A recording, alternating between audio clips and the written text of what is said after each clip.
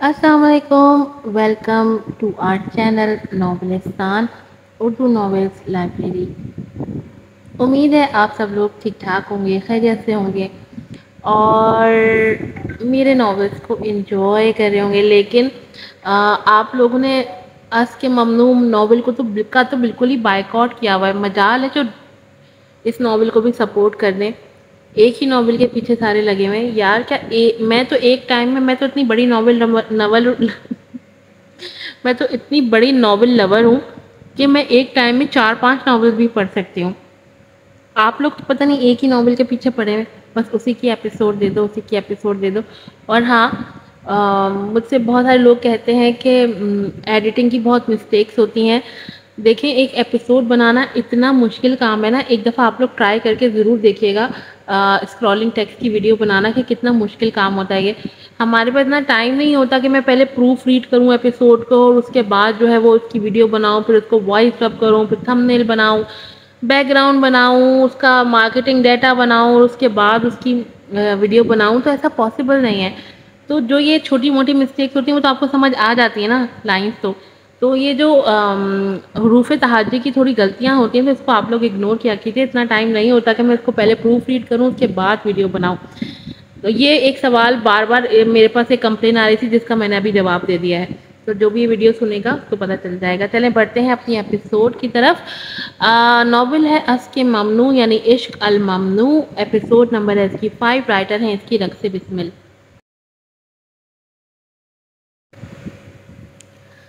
ماوا bus stop کی طرف پیدل چلی جا رہی تھی.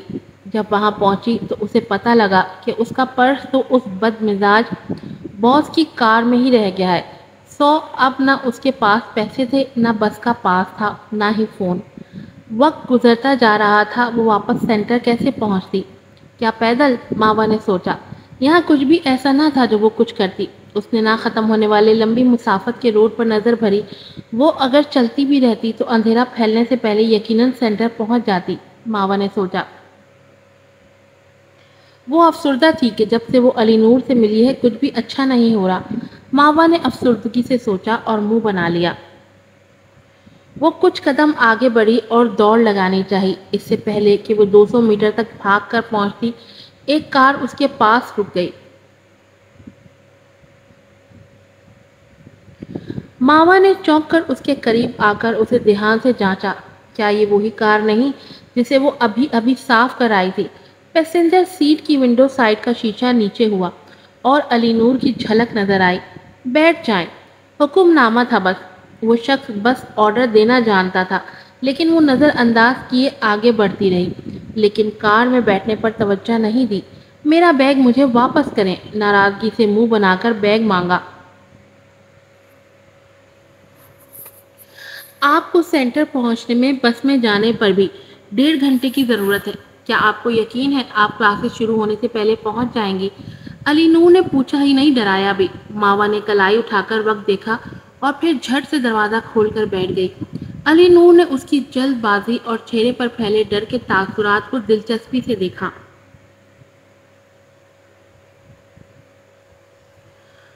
اور ہولے سے مسکرا کر گاڑی آگے بڑھا دی. ماوا نے اپنا سیل اٹھا کر چیک کیا. کوئی کال کر رہا تھا. علی نور نے فون کال کی آگاہی دی. آپ نے کال اٹھائی؟ ماوا نے ناک چڑھا کر کہا. کوئی ایمرجنسی صورتحال تھی. علی نور نے کندھے اچکا کر بتایا. کیا کہہ رہا تھا؟ ماوا نے اپنے ہونٹوں کو دانتوں سے کاٹا. صرف یہ کہ میں کون ہوں اور ماوا کہاں ہے. تو پھر آپ نے کیا کہا؟ ماوا متجسس ہوئی. کیا یہ بتانا اہم ہے؟ یہ میرا فون ہے. آپ نے خود سے ہی کال اٹھا کر جواب دیا. یہ آپ کے لیے بالکل بھی مناسب نہ تھا کہ میرے کسی کانٹیکٹ سے بات کریں. ماوا نے ناگواری سے کہا, جس پر علی نور کو بادل نخواستہ بتانا پڑا. میں نے کہا میں وکٹم ہوں. آپ اپنا بیگ میری گاڑی میں چھوڑ گئی ہیں. ماوا نے یہ سن کر پرسکون ہو کر ایک لمبی سانس کھینچی اور مطمئن ہو کر سیدھی بیٹھ گئی. علی نور نے ابرو چڑھا کر اسے گھورا. کیا وہ آپ کا منگیتر تھا؟ آپ دونوں میں جھگڑا ہوا ہے؟ ماوا نے اسے دیکھا اور کہا، اس سے میرا اب لینا دینا نہیں ہے۔ ماوا یہ کہہ کر شیشے کے باہر دیکھنے لگی۔ علی نور نے اپنے ہونٹ بیچ لیے۔ یہ لڑکی اسے اپنے معیار کے مطابق لگی تھی۔ اس کے دل نے خواہش کی کہ کاش وہ اس کے دل کو فتح کر سکے۔ گاڑی شمال کی طرف بھاگنے لگی۔ آخر منزل پر پہنچ کر رک گئی۔ ماوا نے دروازہ کھولا اور باہر نکل کر علی نور کی طرف نہارا۔ مسٹر علی نور حیدر شاہ، ایک بار پھر مجھے یہاں واپس چھوڑنے کے لیے آپ کا بہت بہت شکریہ۔ Good bye. پھر بنا کچھ اور کہے وہ مڑی تھی اور سینٹر کے اندر داخل ہو گئی۔ ابھی وہ اتنا دور نہ چلی تھی کہ اس نے ایک آواز سنی جو دور نہیں تھی۔ کوئی اسے اس کے نام سے پکار رہا تھا، ماوا۔ ماوا نے آواز پر گیٹ کے باہر نہارا، جہاں روڈ سائڈ پر ایک پراڈو پارک تھی۔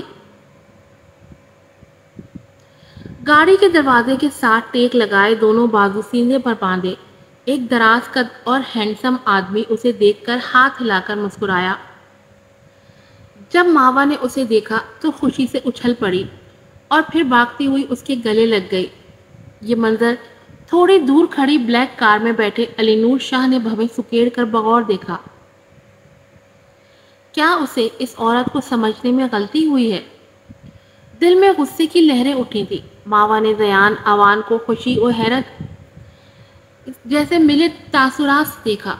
بھائی، آپ نے تو کہا تھا آپ 2 ماہ بعد آئیں گے، پھر یہ اچانک؟ ڈیڈ کی سیڑھیوں سے گر کر ایک ٹانگ ٹوٹ چکی ہے، تبھی ایمرجنسی میں سب کام چھوڑ کر آیا ہوں۔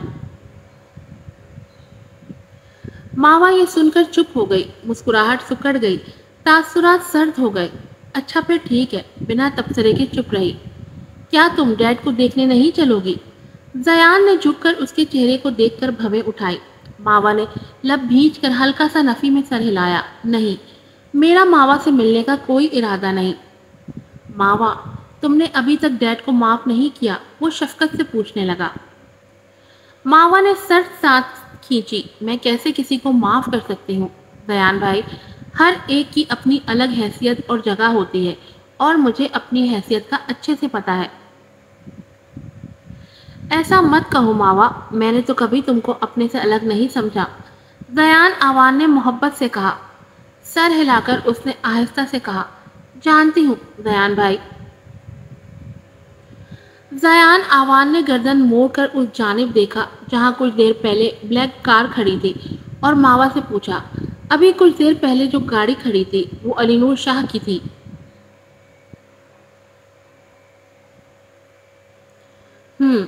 ماوا نے سر ہلایا۔ تم اسے کیسے جانتی ہو؟ اس نے صرف تجسس سے پوچھا تھا۔ لیکن زیان آوان کے لہجے سے ماوا کو لگا جیسے کچھ تھا جو اس کے علم میں نہیں تھا۔ لیکن جب چونک کر زیان آوان کے چہرے پر نظر کی تو وہاں وہی ازلی شفقت بھری نظریں تھیں، اور فکر مندانہ انداز لیے ہوئے ماوا نے سر جھٹک کر اپنے خیالات کی نفی کی۔ ایکچولی میں ان کے چھوٹے بھائی کی ہوم ٹیوٹر ہوں، زیان بھائی۔ یہ سن کر زیان آوان کچھ پل کے لیے بالکل تھم سا گیا۔ ماوا، تم ابھی تک ٹیوشنز پڑھاتی ہو؟ حیرت ہی تو ہوئی تھی۔ ماوا چھوٹی بہن ہو کر بھی غیریت برت رہی تھی۔ کیا تم وہ کارڈ استعمال میں نہیں لائیں جو میں نے دیا تھا؟ وہ چپ رہی، بس سر جھکائے ہونٹ کاٹتی رہی۔ زیان نے ایک ٹھنڈی سانس بھر کر ہوا کے سپرد کی۔ یہ آوان فیملی کی دولت نہیں تھی ماویش، یہ ایک بھائی کا اپنی بہن کے لیے فرض تھا۔ لیکن آپ کا تعلق بھی تو آوان فیملی سے ہے نا؟ اسے یاد دلایا کہ وہ ماوا کی فیملی کی نہیں۔ زیان نے دکھ سے اپنی ضدی چھوٹی بہن کو دیکھا۔ اسے واقعی بہت دکھ ہوا تھا۔ ماوا، اتنی ضدی مت بنو، مجھے دلی تکلیف ہوتی ہے۔ وہ جیسے تکلیف میں تھا۔ آپ دکھ مت کریں، میں اپنی زندگی سے خوش ہوں، مطمئن ہوں۔ ماوا نے اسے نہیں خود کو مطمئن کیا۔ پھر مجھ سے وعدہ کرو ماوا کہ علی نور شاہ سے دور رہو گی.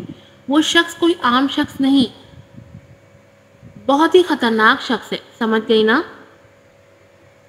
آخر میں تاکید کی. اس نے سر ہلا کر جیسے انہیں مطمئن کیا کہ وہ سمجھ گئی ہے.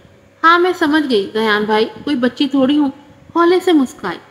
زیان نے لب بھیج کر مسکرا کر شفقت سے اس کا سر تھپتھپایا. اس خوشی میں آج کا ڈنر ڈن. اس نے اسے خوش کرنا چاہا.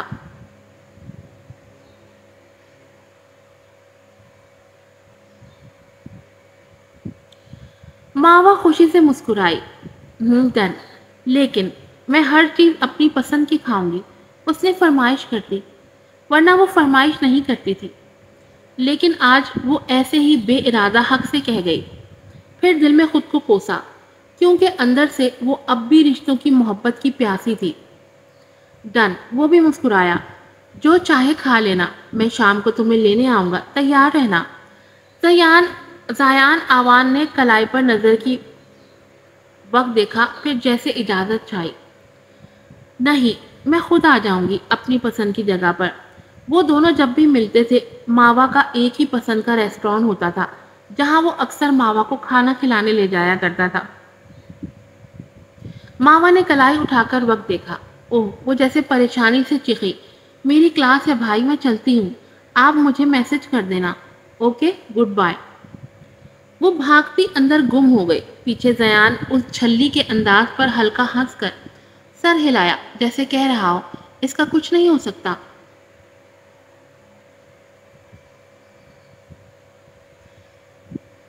پھر اس کے ہنستے ہونٹ تھم گئے.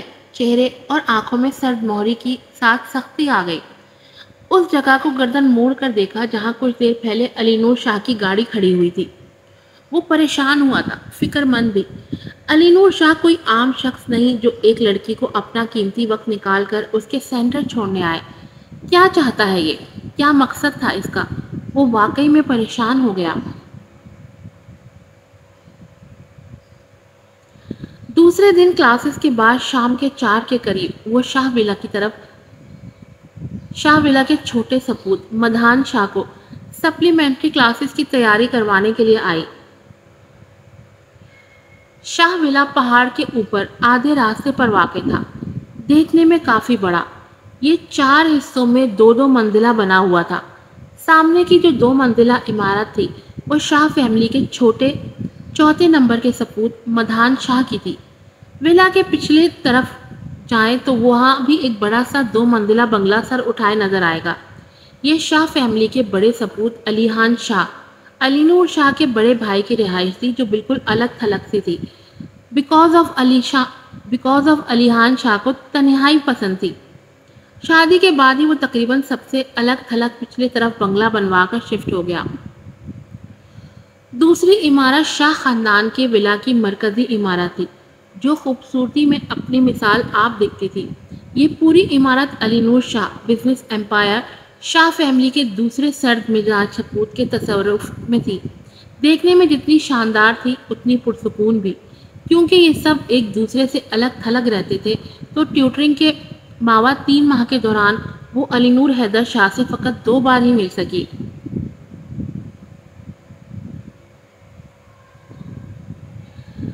پہلی دفعہ انٹرویو کے دوران جب اس نے اس سے مشکل سوالات پوچھے تھے اور ماوا نے بنا ہچکچائے کانفیڈنس سے سب جوابات دیے تھے.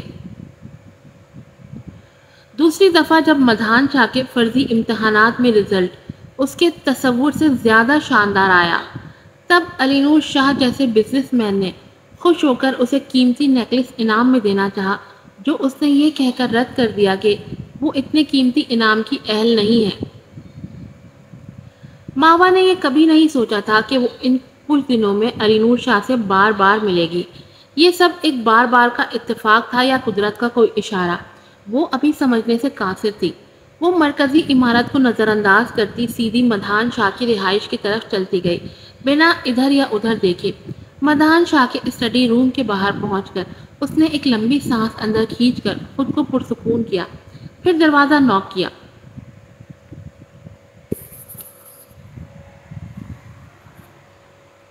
ایک بھاری مردانہ آواز ابھری، کم ان. ادھر دروازے کے دوسری جانب ماوا کو صاف سونگ گیا۔ کیا کچھ غلط تھا؟ یہ آواز تو علی نور شاہ کی تھی۔ وہ یقین دہانی کرنے کے لیے کہ اس کے کانوں نے واقعی اس شخص کی آواز مدان کے کمرے سے سنی یا اس کو ابہام ہوا ہے، ماوا نے جیسے ہی دروازہ کھولا ساکت رہ گئی۔ اسے کوئی ابہام نہیں ہوا تھا۔ اندر اسٹڈی روم کی رائٹنگ ٹیبل کے پاس کرسی پر ٹانگ سے ٹانگ چڑھائے بیٹھا وہ مغرور شخص واقعی علی نور شاہ تھا۔ مسٹر شاہ، آپ یہاں کیا کر رہے ہیں؟ وہ واقعی شاکڈ ہوئی تھی۔ علی نور شاہ نے تحمل سے کہا، مت بھولے یہ میرا گھر ہے اور میں آپ کا ہی انتظار کر رہا ہوں۔ میرا انتظار؟ خود دنگ ہوئی۔ کیا آپ کو مجھ سے کوئی کام ہے؟ بالکل، آپ آج سے یہاں رہیں گی تاکہ توجہ سے پڑھا سکیں۔ یہاں رہوں گی؟ وہ دنگ ہو گئی۔ یہ سچ ہے کہ مدھان کا STA ایگزام میں ابھی ایک ماں رہتا ہے اور یہ اسٹیج اس کے لیے بہت اہم ہے۔ اسی لیے میں امید کرتا ہوں کہ آپ اس کی زیادہ سے زیادہ مدد کریں گی۔ اس کے لیے یہاں رہنا آپ کے لیے کافی ریلیکسیبل رہے گا۔ علی نور تو یہ کہہ کر پرسکون تھا، لیکن ماما کا سکون اس کی بات سن کر واقعی میں اڑ گیا۔ دیکھیں مسٹر شاہ، میں بھی ایک اسٹوڈنٹ ہوں اور خود ایک ہاسٹل میں رہتی ہوں۔ مزید یہ کہ میری یونی یہاں سے کافی دور پڑتی ہے، تو یہ میرے لیے بہت مشکل ہوگا۔ اس نے اس کی آفر مسترد کرنی چاہیے۔ میں آپ کے رہائش کے مسئلے کو آپ کے ہاسٹل والوں سے مل کر حل کر دیتا ہوں۔ اگر آپ یہ سوچ کر پریشان ہو رہی ہیں کہ آپ کی یونی یہاں سے دور پڑے گی تو اس کا بھی آسان حل میرے پاس موجود ہے۔ آپ کو یہاں سے پک اینڈ ڈراپ مل جائے گی، پھر تو مسئلہ نہیں رہے گا نا۔ اس نے کندھے اچکا کر اسے دیکھا جو بت بنی کھڑی تھی۔ علی نور نے جیسے اس کے ہر مسئلے کا حل سوچ رکھا تھا، جسے سن کر وہ واقعی میں لاجواب ہوئی تھی۔ ایپیسوڈ نمبر 5 یہیں پر ختم ہوتی ہے۔ اس کے بعد ایپیسوڈ نمبر 6 بھی لگے گی، تو آپ نے اس کا بھی انتظار کرنا ہے اور پلیز اچھے اچھے سے ریویوز دیا کریں۔